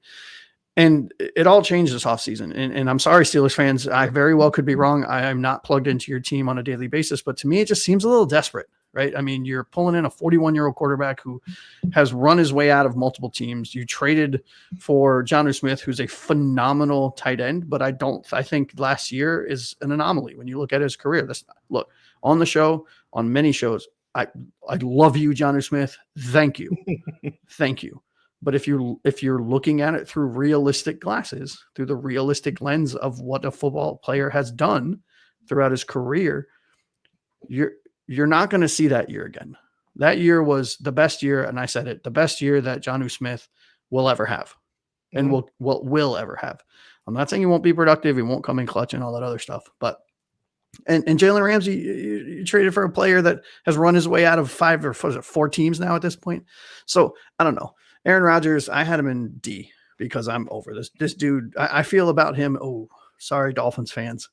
I feel about Aaron Rodgers like I did about Marino, where I would rather you retire a year early than a year late, because I feel like you're just doing damage to your career reputation. Because right now, when I think of Aaron Rodgers, I don't think of all of the decade plus of stellar play. I think of the last 3 years. All the nonsense in the media, all of the ayahuasca trips and the this and the that and the Pat McAfee shows, when he should be like, dude, if you want to do all that shit, fine, dude, go for it. You've made enough money. But if you want to be a football player, then act like a football player. And to me, he doesn't. Yeah, I sorry for the rant. well, no, I remember. I remember this point that you made when the Steelers traded for Jonnu Smith, when they traded for Jalen Ramsey. I remember that point that you made, and I understand it to an extent, but I also kind of disagree because, I mean, yeah, okay, does it reek of desperation? Maybe, but the Steelers have taken multiple shots at the quarterback position and kind of failed every kind time. of fail. They drafted Kenny Pickett in the first round, and Kenny Pickett just wasn't it. Winning Spoilers, season. we will hear from Kenny Pickett at some point on this tier list. But Kenny Pickett wasn't it, and but they somehow got a winning season regardless of that. Brought in Justin Fields and Russell Wilson, and basically since Ben Roethlisberger started to break down, the Steelers have tried to band-aid up this quarterback position, and it just hasn't worked yet. They've gotten winning seasons every time. So, this is Aaron Rodgers' last ride. I think we can, all be fairly confident that that's He's pretty case. much said it. Yeah. It's his last ride, so desperation, maybe, but I also think this was the only play the Steelers really had left, because it's not like they're getting into the top half of the first round where they can draft a Cam Ward or a Jaden Daniels. They haven't been bad enough for that. So they got to hope that a guy like Kenny Pickett falls into their laps and he's good enough to take them somewhere, and he's not. So or Will Howard this season. Yeah. So the Steelers, they're trying to take stabs at this quarterback position. At a certain point, you just got to say, you know what, Aaron Rodgers, you're a future first ballot Hall of Famer. You're an umpteen-time MVP. How many times he's won MVP, I don't know. You know what? Let's get the last shred of football you have left in you. Let's bring in all these veterans to surround with our current veterans like Cam Hayward, and see if we can do this. See if we can eke out a Super Bowl with, a bunch of guys who are probably we're just going to squeeze the last bit of football we have out of all these guys. The Steelers next year is going to look a lot different from the Steelers squad you're going to see this year. Yeah, well, and that's my point, right? I mean, you said it. Right? All of these moves after Ben Roethlisberger started to break down seemed like they were just Band-Aids. What do you think Aaron Rodgers is at 41 years old? He's not gonna, he's a used Band-Aid. He's one you pick up out of the trash because you don't have anymore, and you're like, oh crap, right? God. I'm just saying that. I mean, that's something all right. Here's my thing: the Steelers organization, they're good. They haven't had a losing season no matter what they've done at quarterback. And your choice is a 41-year-old, 21-year or league years, Aaron Rodgers, to come in when you made some good moves. I love the DK move for them. Absolutely love it. I think that was a clear-cut home run. George Pickens is the other guy, if I'm not mistaken. That one. But I don't know. Like, to me, it's just, look, if you're going to swing for the fences, I would rather you swing for a young guy on somebody's, like a backup player, to just game manage they did that with Justin Fields last year. Well, okay. Yeah. I'm not saying they made good choices. and not to keep this going about not our quarterback episode here, but just going back to what we were talking about with the Jonnu trade and our conversation about that, Josh. It's interesting that you're like, oh, I think this reeks of desperation. And just from my point of view, I see it more as like the Steelers finally trying to do something to go all in, go that extra mile, go like, hey, it's not working with George Pickens. We have got to trade him. No, you want to go in, you want to go the extra mile, make a trade for a quarterback. Don't sign Aaron Rodgers. I'm sorry. That's not the move. Cousins? I don't care. It's better than Aaron Rodgers. Is he? We'll see. I think he is. I think I'm not saying Kirk Cousins is a game, a franchise quarterback, but Aaron Rodgers certainly isn't. And we got a few others on this list that we can talk about. I think we've given Aaron Rodgers exactly what he wanted. 13 minutes of him. Yeah. Well, he is one of the greatest quarterbacks of all time. Seeing him in a C tier of this list, it's a bit head scratching. And then you see the age right there, 41 years old. And the team he's on, you're like, that's not the Packers and that's not the Jets. Okay, we can kind of tell there's been so many quarterbacks who've gone this way. Aaron Rodgers has. Still thinks he has it. And granted, again, Rodgers he's not done, but we'll see. In terms of the rest of the players on this list, Geno Smith, I think, is a quarterback who is very underrated. Mm-hmm. I don't think he's great. I don't think he belongs in the high ends of B or A or anything like that. But he was I think 6th in passing last year? No, he was 4th in passing last year. With the team he had over in Seattle, yeah, you got DK Metcalf, Tyler Lockett, but that running game couldn't get going. The offensive line has had struggles for years. Yeah, man, I think he covers up a lot of the warts of an offense. Yeah, so, Geno Smith to me is the guy that, and I know he loses games, but he also wins games. To me, he's the kind of guy, and it's a saying, so don't jump down my throat, listeners. He's not going to win your game, but he's not going to lose your games, right? I understand he loses games, right? But I'm like, that's the kind of player he is. He's the throw him in, and please, for the love of God, don't make a bonehead move, and we can win this game, right? Yep. And I think in Oakland, nope, not in Oakland, sorry, Vegas. In Vegas. Could still be Oakland, but it's Vegas. Jesus. In Vegas, I think they have a stud running back that they may have drafted. I don't know. Maybe he's good, right? I mean, he's okay. He was okay coming out of college. And they have a stacked defense, right? With one of the Miami Dolphins fan favorites coming back from injury. Fair. That's a fair statement. You don't really know. And a stud D end who I think is one of the top defensive players in the league. I don't know. I think this is a really good situation for Geno, right? Just go out there and play smart football. Don't play hero ball. Do your 111th and don't lose us a game, right? And he's great at that. He's got the best tight end in the league, arguably, with Brock Bowers. Oh, yes. Yes, he does. I forgot about Mr. Bowers. Well, I think I was just going to say, I think out of everybody on this list going into next season, there are 2 names I'm most excited to see are Geno Smith and Trevor Lawrence. Oh, disagree. Sorry. Drake May. Geno Smith and Drake May, man. Okay. Drake May is he is gonna have a solid year this year, I think. I'm not very excited about Geno Smith. Geno Smith doesn't excite me. He's a game manager quarterback at best. If you're asking him to go out there and be 4th in the NFL in passing, you're kind of doing it to your own team's detriment, I think. I think with Geno Smith, he's reunited with Pete Carroll, like I said. You're asking him to hand the ball off to Ashton Genty 300 times this year. Probably more. You're asking him to get the ball to Brock Bowers. Brock Bowers is going to command a lot of targets, at least 125.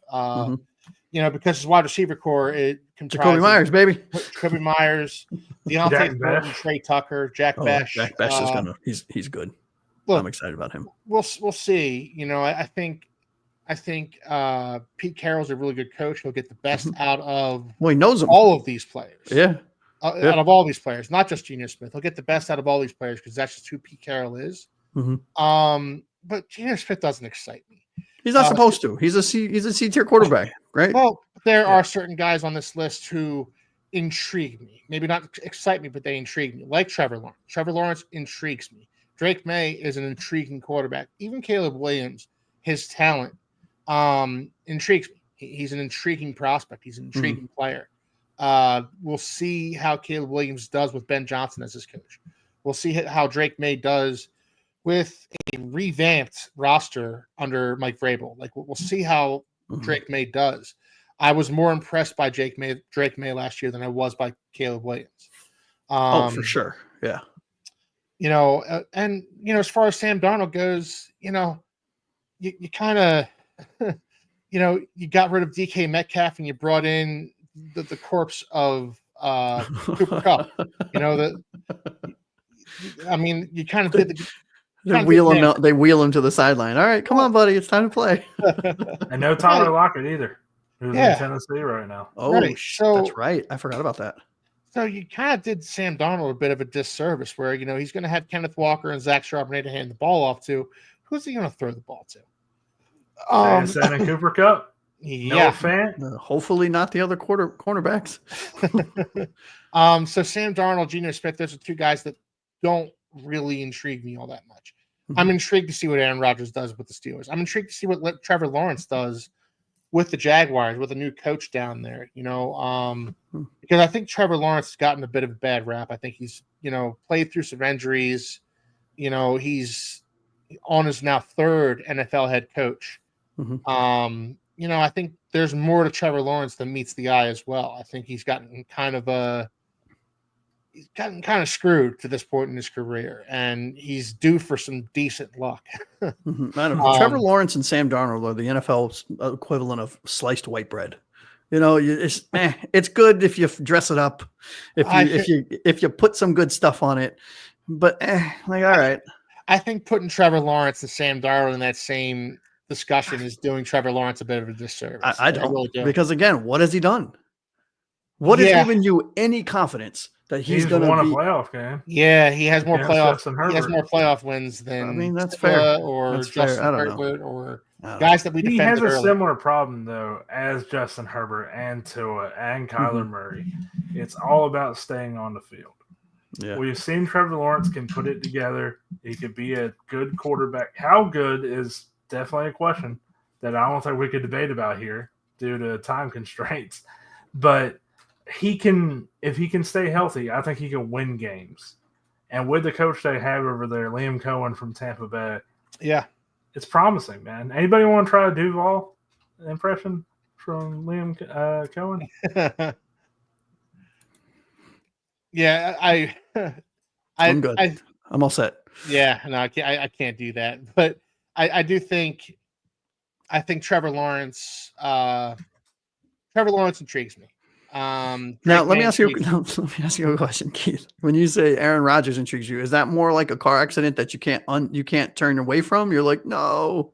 This Steelers team, Josh, to me, is either going to be a success with all their veteran leadership, this is a veteran team. This is a who was it? Dennis Allen back in the day. He was the coach of the Washington Redskins back in the 70s. Careful, you don't want to get canceled. Hey, sorry, but but no, he was the coach of the Washington team back in the 70s, and he despised rookies. He loved his veterans. He loved these guys that you knew what you're getting out of them. This is kind of what the Steelers team's doing right now. They are a team that's going to rely heavily on their veterans, and we're going to see how this experiment works because this is a team that can they're either going to surprise teams or they're going to fade down. And this is probably more likely what's going to happen. They're going to fade down the stretch because they're an older team. They're going to fade down the stretch, and by the end of the season, they're going to be 9-8, 10-7, but they're not going to have anything for the team that they play in the playoffs. Yeah. That's more likely what's going to happen. Crash. No, it's more so, just slowly falling asleep behind the wheel.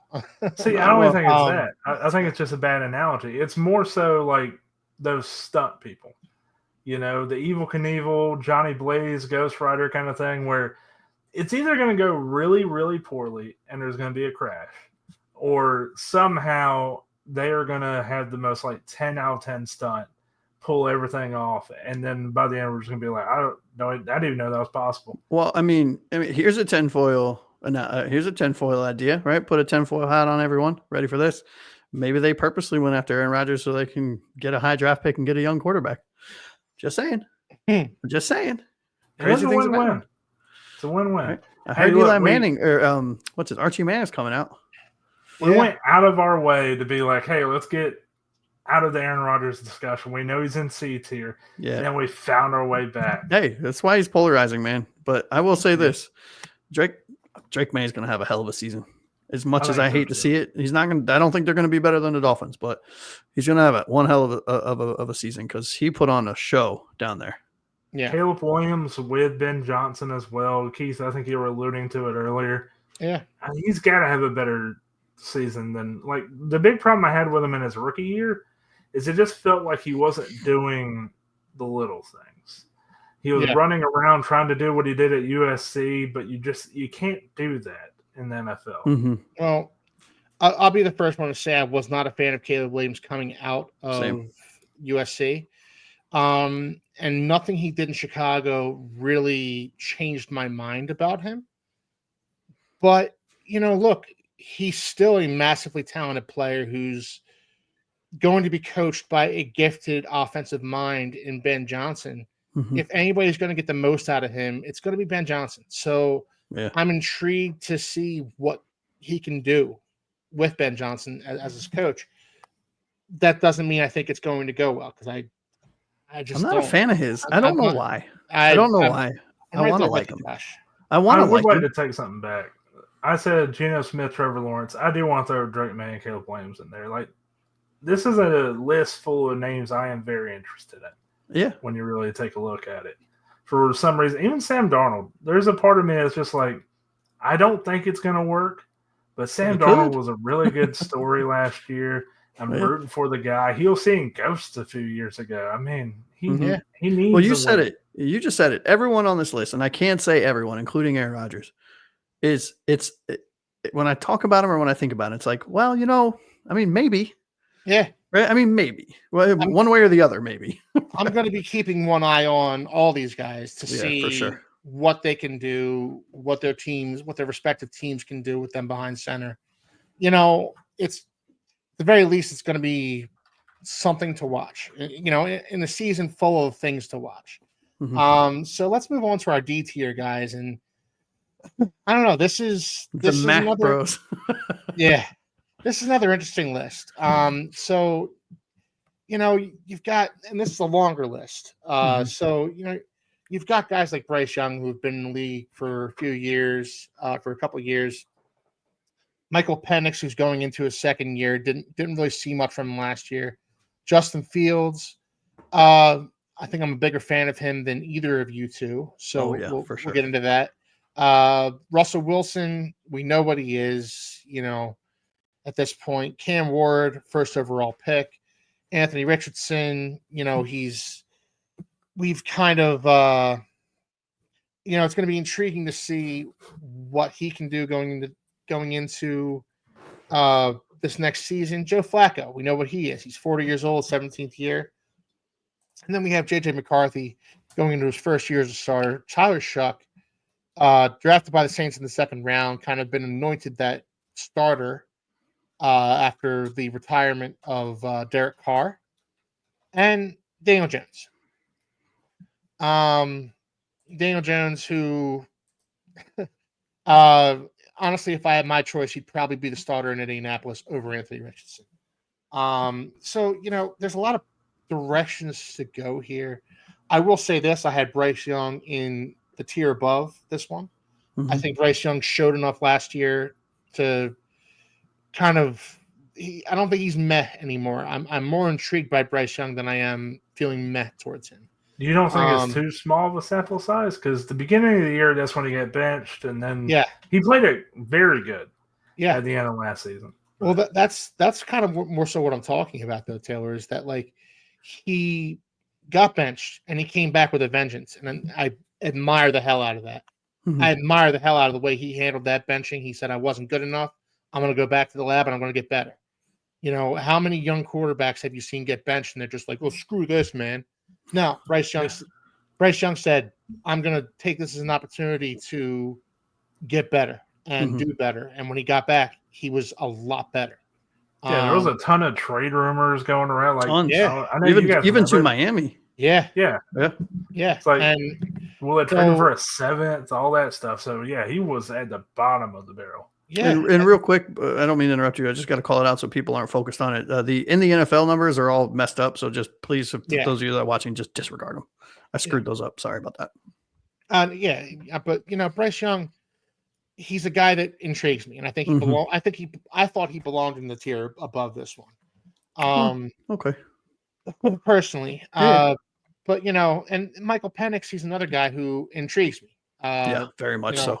Yeah, I thought I thought he did some nice things with the Falcons last year. And that's with having a guy like Kirk Cousins, who's been through all the battles. And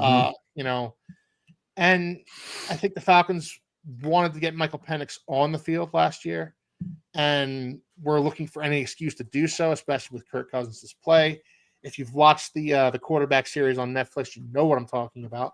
I think so. I'm intrigued to see what Michael Penix can do for the Falcons this year.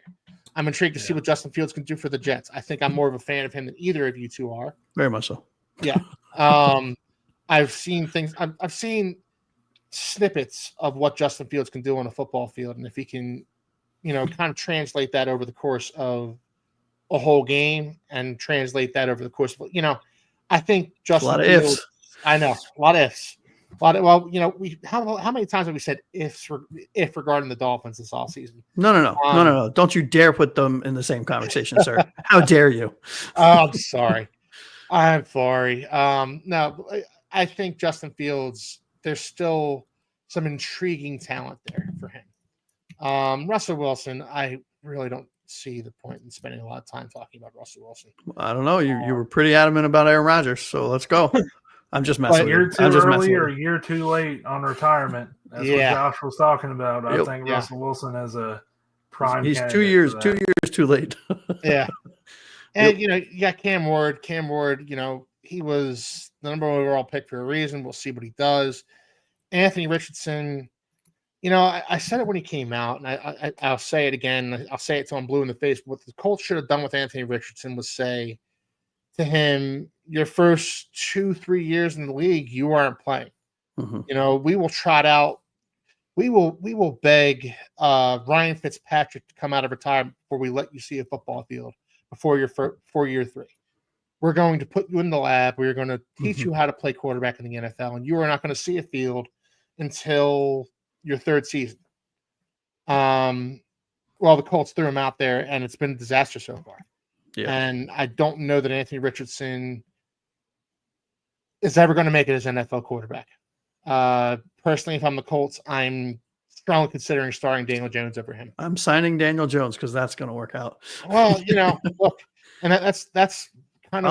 I'll say this though. Anthony Richardson, how Justin Fields intrigues you, Anthony Richardson intrigues me. Well, his talent intrigues me. Yeah, but I don't know that. I don't know that his head's completely into it. Him taking himself his out of the game. His completion percentage doesn't intrigue me. Well, I'll say that. him taking himself out of a football game last year because he was tired doesn't intrigue me. That's a tough one to come back from. You can't defend that. You can't defend that in any way, shape, or form. It's indefensible. Yeah.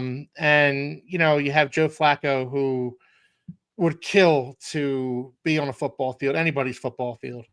At 40 years old, you know what he is, and I don't really think we need to spend much time on him either.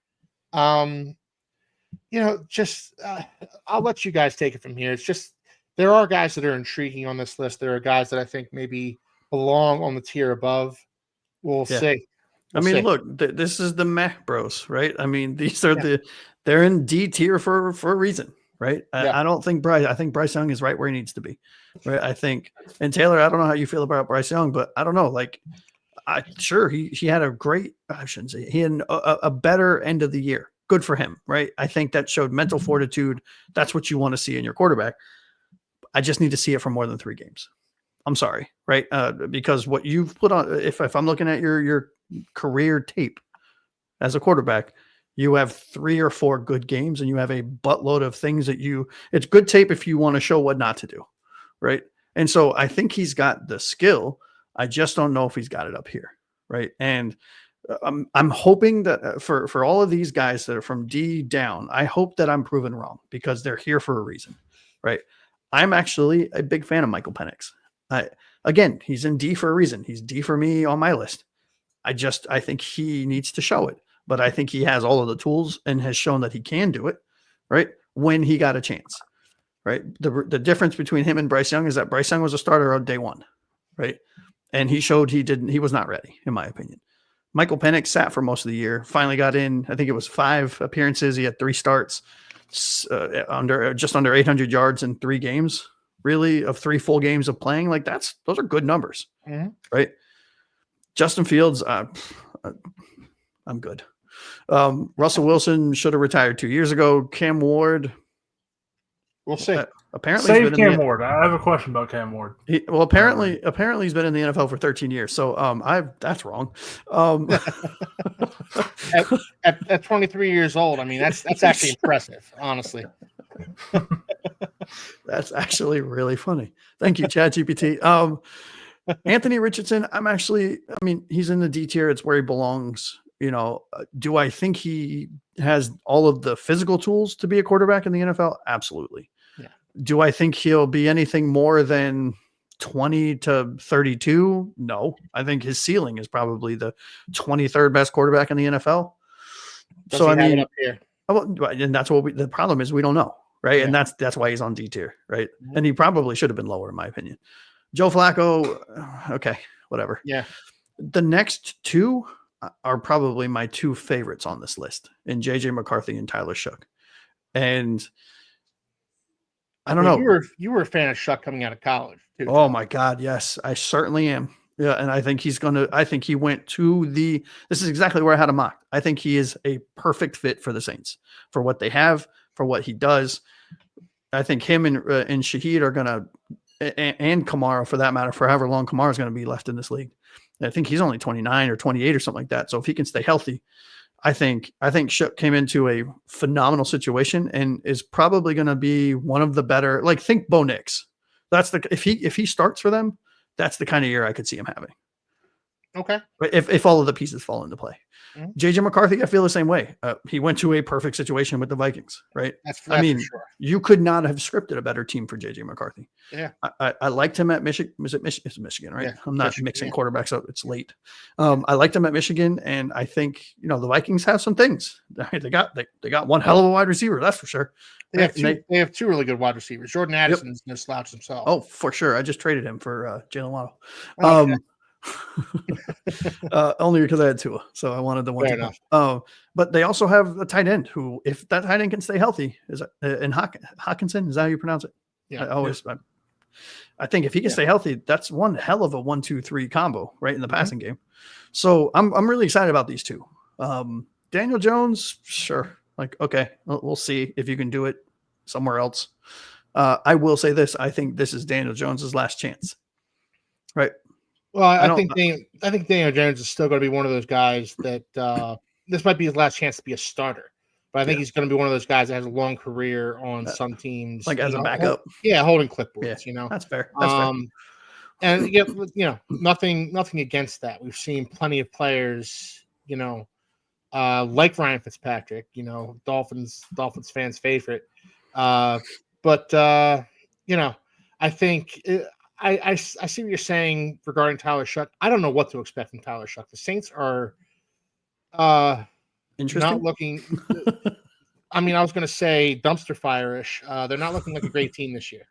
So, we'll see how Tyler Shough does amidst a team that has been in salary cap hell perpetually for the past. Well, that's the Mike Tannenbaum era still rearing its ugly head. Yeah.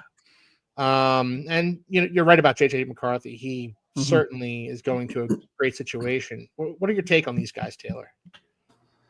So, to this point, other than a few names here and there, these tiers have been mostly, I'll just say, somewhat in line with what I've had. This is the tier that kind of like throws it into the blender. Because I had Caleb Williams, Bryce Young, JJ McCarthy, Penix, Russell Wilson, and Justin Fields on this tier. And it's kind of weird because you see a name like Cam Ward. And the reason I didn't have Cam Ward or any of the rookies is because the next tiers were out there, rookies, backups kind of thing. Mm-hmm. So here's my question to you guys. Not like ranking them right now. I'm just curious. Where do you guys see Cam Ward projected after this season? Like, what tier do you think he will be in if we did this list right after week 17? The problem is, Taylor, I feel the same way about the Titans that I do about the Saints. Like, those are two very not good football teams right now.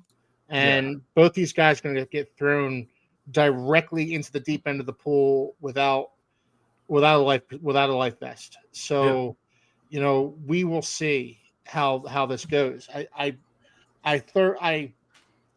hate to give you a non-answer, but my answer to you is I have absolutely no idea what I'm going to think about these guys at the end of the season. I got an answer. Right. Ward it was Ward and Shough. So I think Tyler Shough will probably end the year on this list, probably D or C, right? High D, low C, just because of the fact, to Keith's point, they are dumpster fire. They're in cap hell. They're having to get rid of players.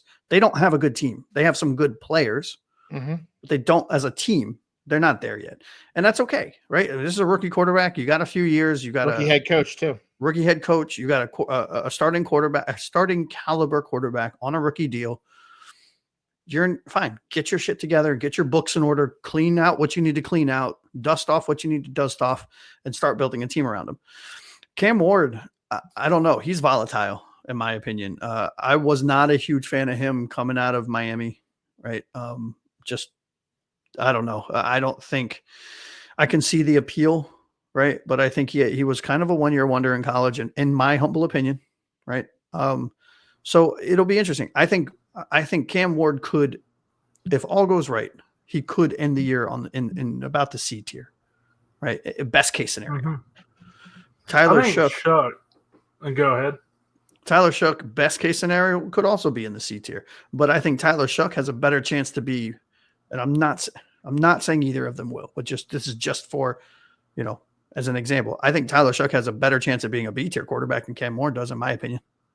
After the 2025 season, just to clarify. No. They're both D tier quarterbacks. At the end of the year, maybe Cam Ward finds his way onto the C tier, maybe. But I think if you look 2 or 3 years down the road, I think Shook is a better quarterback than Cam Ward is, in my opinion. See, I think this might be if we did this again right after week 17, I think Cam Ward does have the potential to hit B tier.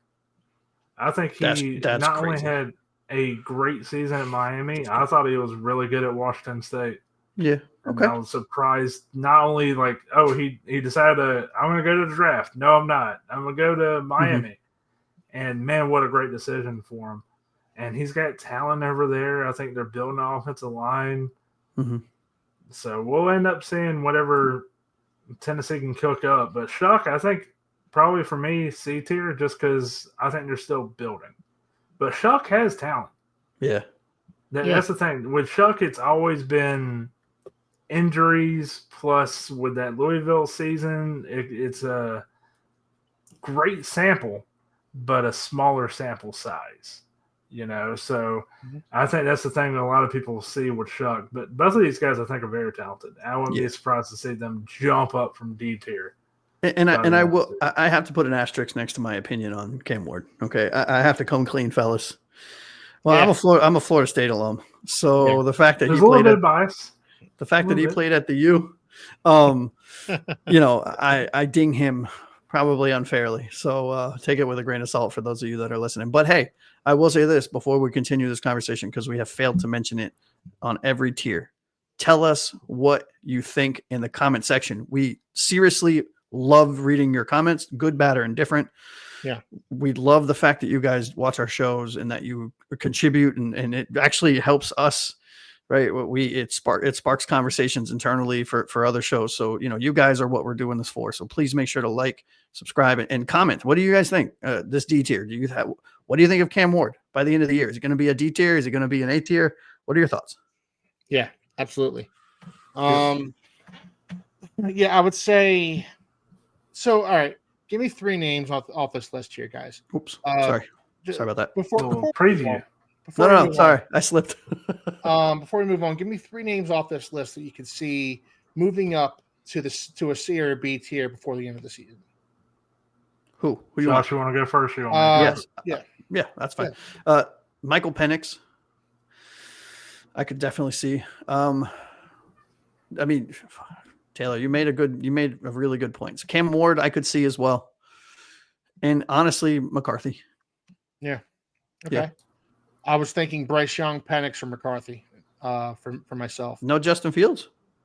Justin Fields we're going to have to see. Or you had him as a C in your book, right? Yeah. Yeah. Right. But, again, we're going to have to see with Justin Fields. Of course. Justin Fields is a guy who's going to a Jets team that doesn't necessarily – they have a decent offensive line. They've invested in their offensive line. Sure they just re-signed Garrett Wilson to an extension. What was that again? Was that 130? 130, $90 million guaranteed, I believe it is. Get your bag, boy. they still have some talent there. So, maybe Mhm. Justin Fields can succeed. I think Justin Fields has the tools to succeed. But again, I'm not going to anoint because I think, Penix is in a nice situation. Bryce Young showed me a lot last year, and JJ McCarthy is, like you said, Josh, he's in an ideal situation. Yeah. So What about you, Taylor? Taylor, what do you think? I'll go with the 2 rookies plus the redshirt rookie and JJ McCarthy. The rest of these names, man, like Bryce Young and Penix definitely are intriguing. But then you got like Justin Fields, Russell Wilson, Richardson. Keith, you said it. Like, he's got all the talent in the world. It's just not seeing him put it together makes me feel how I feel about Justin Fields. And it's frustration because you're like, you can be like one of the better quarterbacks in this league. He could be the best. With his physical traits, he could be the best. Yep. But you got to put it together. You got to do the finer details. You got to have a better completion percentage of 47%. Yeah, that's you got to have more passing touchdowns than interceptions. Like, you can't take yourself out of a game. Yeah. I don't mean to keep bringing that up, but that is something that was unprecedented at the time. I mean, look, for those of you that are consistent watchers of the show, Taylor, you're absolutely right. We said the same thing about Tyreek Hill. Dude, you can't do it. You're a professional athlete. You are getting paid to play a sport, albeit a violent sport. But those are your choices, right? Yeah. You are a starting quarterback on a team that's coming back from an injury, and you decide to take yourself – Anthony Richardson. You decide to take yourself out of a game because you're winded. Like, bro, suck it up, dude. Yep. Have a little mental fortitude. Yeah. And more so with Tyreek Hill because, for better or worse, you're the quarterback of an NFL team. You are the guy that everybody looks to when the chips are down. That's going to be something that your teammates are going to remember. Yeah. That's something that if I was your teammate, I would remember it. I would say you took yourself out of the game because, you were a little out of breath. Cool. I could honestly see you sitting there and be like, cool. Cool, bro. That probably would have been my reaction. Like, honestly, okay, cool. Yeah, keep it moving. That's great. No, but that's unacceptable. It's an unacceptable thing it was unacceptable for Tyreek Hill to do, and we put his feet to the fire for it. It was unacceptable for Anthony Richardson to do. I will be interested though in seeing if the Colts hold him accountable for it because we did. The Dolphins held Tyreek Hill. I mean, Teron Armstead came out and said it post retirement that he needs to go do some mea culpas in that locker room, right? Because Tyreek Hill, he lost a lot of respect. And since there have been reports that he held team meetings and apologized. And so, I'll be curious to see what the Colts organization, both front office, coaching, and team, how they hold Anthony Richardson accountable. But that being said, I'm pretty sure they spoke to Richardson. He was talking to the team, because this was at the end of last season. I think it's been addressed. Yeah, I'm sure it has to an extent, but there's still, we'll see if he's made that up to the people in the locker room. When I look at Anthony Richardson, I see a guy going all the way back to the A tier when I was unfortunately singing Josh Allen's praises. Anthony Richardson is that kind of an athlete. He has a prodigious arm like Josh Allen. He can run like the wind. He's big. He's strong. He's physical. He has the talent to be the best quarterback in the NFL. He straight up does. Physically, he can be the best quarterback in the NFL. But taking yourself out of football games because you're tired, unacceptable. Yeah. You know what? You know what? He's going to be one of two players, in my opinion, right? If you look at physical traits versus production in the pros, he can shade towards. I don't think he'll ever be Josh Allen, but he could shade towards Josh Allen in a way, or he could shade the other way. And Colts, I'm sorry to say this, but he could also be Jamarcus Russell. Yeah, right? Totally. Because if y'all remember Jamarcus Russell coming out of LSU at the combine, I remember watching. I used to watch it religiously, and I still do. But I used to have whiteboards, and I would chart stuff. I was a psycho. And Jamarcus Russell threw 72 yards from his knees. That's the kind of talent he had. But yeah. So these are guys. And again, tell us what you think about these guys. This is a kind of intriguing list. Kind of, this is a list of guys. Well, we'll see how it goes. But we're going to move on to the E tier here. The wild cards.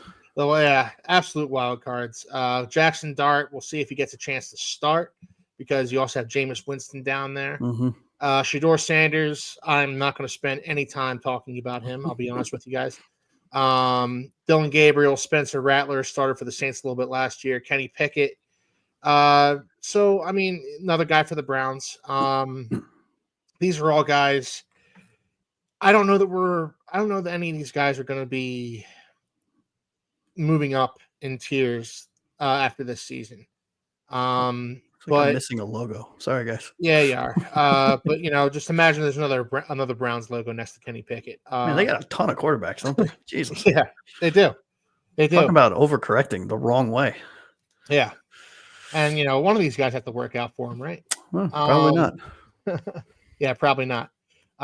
So there are some intriguing guys on this list. Talk to us about them, Josh. Yeah, of this whole list, honestly, I have a soft spot in my heart for Jameis, Mr. Publix crab legs, right? He's a Florida State guy. He is the guy that led to the national championship. Winston will always have a soft spot in my heart, but he's another one of those guys where it's like at a certain point, maybe think about hanging the cleats up. I understand you're a competitor, but maybe he's got a couple more years, maybe 5 or 6 years left as a backup, but I don't know. Jackson Dart intrigues me, right? I liked him coming out of college. I thought he went to a good fit for him in New York from the stance of they are clearly ripping everything down to the studs and are rebuilding the house, and he can be one of their key pieces that they build around, right? I think he has the talent to be a very good NFL quarterback. I don't think he'll ever be top of the league type, top half, maybe. But, that's still good enough depending on how you build your team.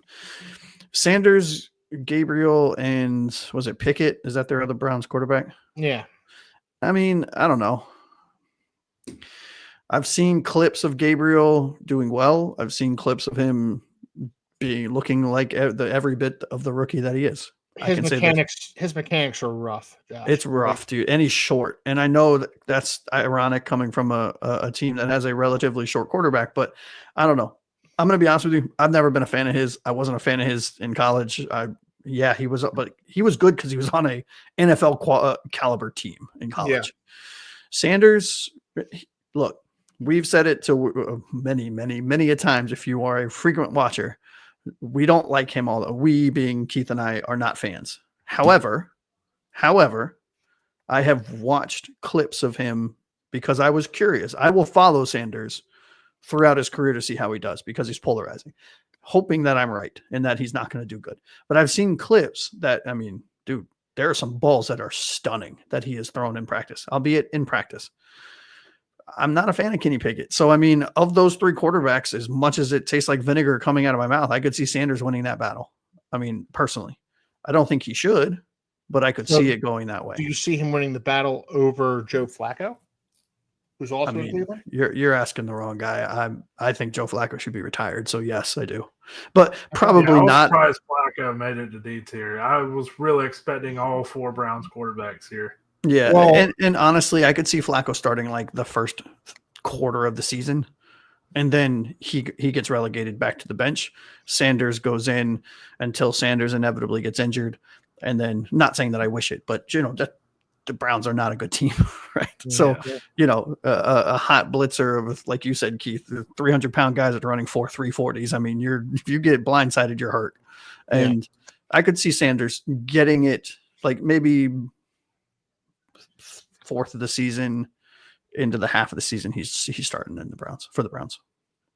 I mean, the Browns are going for quantity over quality, in my opinion. Boy, that's an understatement of the year. They have Sanders, Gabriel, Kenny Pickett, Joe Flacco, and let's not forget Deshaun Watson is still under contract there. I don't count him anymore. Look, all these guys are currently getting paid to play football for the Cleveland Browns. Mm-hmm. I don't think any of them are starting caliber quarterbacks. I don't think Shedeur Sanders. I said I wasn't going to talk about him, and here I am talking. But I mean, but make the argument against it, right? I mean, I don't trust Gabriel. I trust him about as much as I do my shoe. Well, I mean, Dylan Gabriel was a guy who I liked his grit coming out of college, but I watched him throw in mini camps, and it's like, geez, It's bad, dude. His so bad. His mechanics are an absolute mess. Mm-hmm. And if you're going to be a quarterback of that stature, everything else needs to be impeccable. Tua. Yeah, a la Tua. Honestly, I mean, his mechanics are second to none. He gets the ball out quicker than anybody. Like, that's what you want from he's accurate. Right. That's what you want from a quarterback of that size. So you look at Shedeur Sanders and Kenny Pitt. Shedeur Sanders, might be the best option of all these guys, which is insane. But I mean, you're not talking about any good players in a good. I mean, we're talking about the best of a bad situation. Right? Yeah. Taylor, what do you think, man? I think there are some, as the title of this tier suggests, wild card players here. Jackson Dart with Dayball is a very interesting. I'm excited. I'm excited to see that. I'm excited to see what he could do. Excited to see if he even gets on the field, because you do have not only James Winston but Russell Wilson there as well. Oh, that's right. I forgot. Yeah. Yep. So who do you think Rattler? starts, Wilson or Wilson or Winston? Yeah, Wilson. I think it'll be Wilson. Yeah. Especially considering the contract he has too. I mean, I think Winston might get some starts because Winston can still throw the ball, man. Hey, that's what I love about him, dude. He's boom or bust. You're either getting 5 touchdowns or 5 interceptions, and there's nothing in between. And that's the thing. Like, he just, no matter what, Jameis Winston is just going to sling it, man. And it's fun to watch, and I respect it. I respect that that's just who he is. It's who he's always going to be. But I also think it's good for Jackson Dart, because Jackson Dart doesn't have to play this season for a Giants team that's not going to be very good. Yeah. And I'm glad you went ahead and talked about Jameis Winston, because that's exactly how I feel about him too. Like, he's boomer bust kind of player. He's going to play with a lot of grit. He's going to have a crazy interview pre or post game. And that's pretty much it. That's the Jameis Winston experience in the NFL. Spencer Rattler is a guy who has a lot of talent, man. And he does. Like, there was talk of him being like a first overall type of pick years ago. And what he kind of like struggled with, that was me, Keith, by the way. I don't know if you're looking around. Yeah, it's storming out here. Okay, I thought the storm was out here. Yeah, I saw you looking around. And he struggled with, I guess, personality is the best way to put it. In college, he's had to humble himself. We'll see what he becomes with New Orleans. But these Cleveland quarterbacks, man, you guys said it best. It's quantity over quality. We'll see if any of them turn out to be great. I was very surprised, again, Flacco made it to D tier. I think he belongs more here, just because I say that as a Flacco guy. I'm a Flacco fan. He was one of the few quarterbacks who could beat Tom Brady back in the day. I will always respect him for that. Yeah. And what he did with Cleveland a few years ago was insane. So, but I think his arm's just gone. I think it's going, man. And with these young guys, one of them's got to be decent, you think? Can you pick it? I mean, who is it, though? Right? I think it's Shedeur. I really do. That sounds crazy, because I know Shedeur gets either a lot of love from his fan base. Like you said, Josh, he's such a polarizing player. And I'm just saying, from what I've seen on the field, I think he's the best quarterback in that room. Yeah, which is not saying and sorry, Browns fans, like, this is not us. It's not saying much, but we're not. I don't mean that as a shot either. I think he is a decent quarterback. Now, how he's going to translate to the NFL, how his personality is going to translate to the NFL. Can he be a more humble player at times when it warrants it? Will he not throw his teammates under the bus? That's what I care about with Shedeur Sanders. I think he'll back it up on the field. First time that happens, Taylor, he's going to lose the locker room. Yeah, that's my big worry with Shedeur, is like, he gets that shot to start, Keith. Yeah. And I trust him on the field. I think he can get it done. He's not like a physically talented, crazy quarterback. He's a point guard, Brock Purdy, Tua type of guy. Whoa. I think he can manage that offense. How dare you? How dare you, sir? It's what you said, Keith. Like that first time it happens. Yeah. In that locker room, the cursed Cleveland Browns, oh my God, it's going to be insane. In any locker room in which his father isn't the coach. I mean, he did that in Colorado and he kind of got away with it. It got swept under the rug because at the end of the day, Dion is his father is the coach. He goes and does this in a Kevin Stefanski led locker room. He's going to lose the locker room immediately and irrevocably. Like that, it's over. You can't go in front of the media and say, well, I would have thrown that pass a lot better if my offensive line would have blocked better for me. That's crazy. That's it. That's crazy talk. Well, not only that, but you might be over because you get jumped. Yeah. Yeah.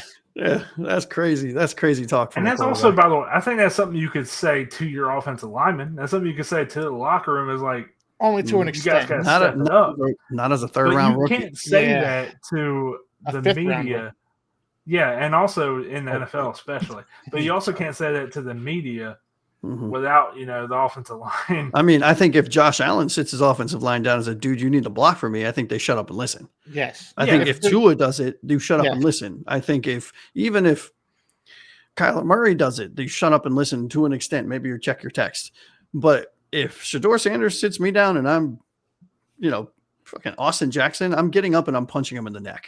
Yeah. I'm like, sit down, bro. Yeah, but also if it's Shedeur Sanders coming to you, or if it's whatever quarterback coming to you, the offensive lineman, and that's the extent of it, yeah, it is what it is. His teammates trying to figure it out.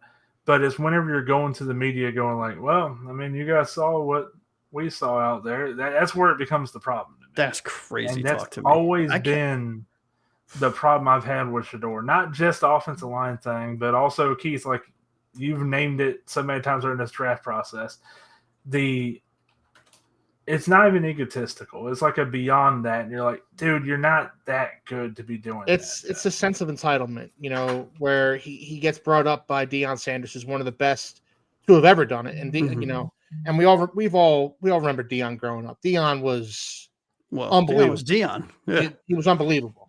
And you grow up in that environment. You grow up with that sense of entitlement. You get your number retired by Colorado, even though you barely have a winning record at the University of Colorado.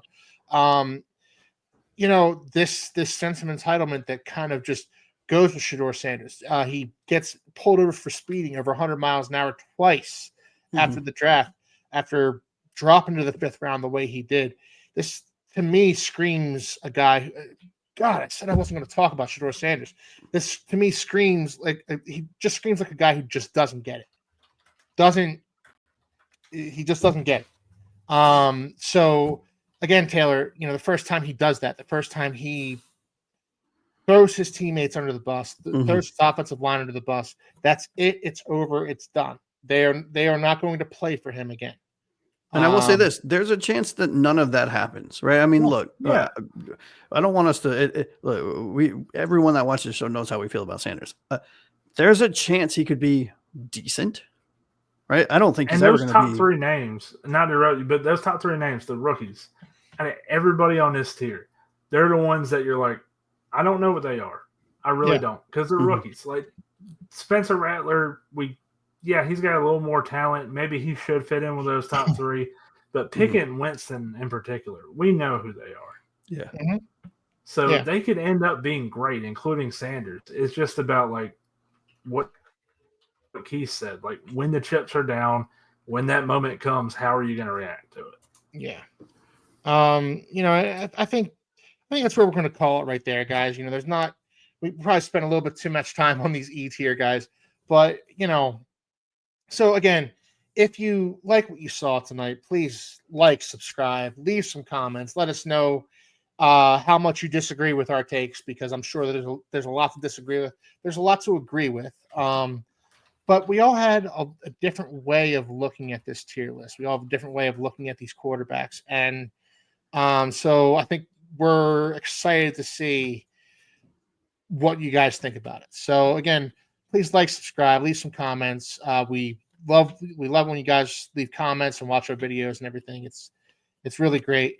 So I'm going to go to final thoughts here. Josh, any final thoughts? Man, this was a fun show. It was. And for those of you that are still watching this after getting close to the 2-hour mark, really appreciate the loyalty. And please, like Keith said, like, subscribe. Those two things helped us grow this show. We do it for you guys, the fans that are consistent watchers, which there are quite a few of you guys. Really appreciate each and every one of you. And I appreciate each and every one of you guys. Absolutely. Taylor, any final thoughts? Nothing. I thought this was a great show. I'm curious to see the comments of what you guys tell us what your tier list will look like. I think that's a better way to go about it. But yeah, because this was a wild time to just combine all our lists together. I think this was also the way to go. So I'm really happy how this turned out. Yeah. Well, the original idea to each do our own list. No, let's just combine them and talk about them and debate them. And this is a lot of fun. I had a lot of fun doing this with you guys tonight. And look, we'll see you guys next time on the Phins Forecast.